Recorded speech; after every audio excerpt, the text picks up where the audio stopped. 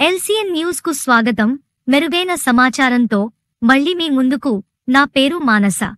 తిరుపతి జిల్లా Sullurpeta election commissioner ఆదేశాల మేరకు సూలూరుపేట ఆర్డీఓ ఆధ్వర్యంలో ఓటర్లకు అవగాహన కార్యక్రమాన్ని ఆర్డీఓ కార్యాలయం నుండి ఆర్టీసీ బస్టాండ్ వరకు ర్యాలీ నిర్వహించి ఓటర్లకు ఓటుపై అవగాహన కల్పించారు. ఈ సందర్భంగా ఆర్డీఓ ఎం చంద్రముని మాట్లాడుతూ 18 ఏళ్ల నిండిన ప్రతి ఒక్కరూ ఓటు నమోదు చేసుకుని ఓటు హక్కును వినియోగించుకోవాలని సూచించారు.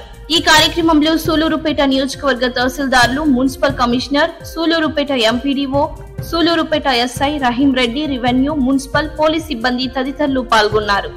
ఉత్తేజం కావాలని మీ ఓటర్గా మీ బాధ్యత గుర్తిరిగి తప్పకుండా మీరందరూ ఓటును వినియోగించుకుంటారని, ఓటర్గా చేరవలసిన వాళ్ళు 18 ఏళ్ళు నిండిపోయి ఎవరైనా మిగిలిపోయి ఉంటే అందరూ కూడా మీరు కొత్తగా ఓటర్గా దరఖాస్తు చేసుకుంటారని మీకు అందరికీ విన్నవించుకుంటాం.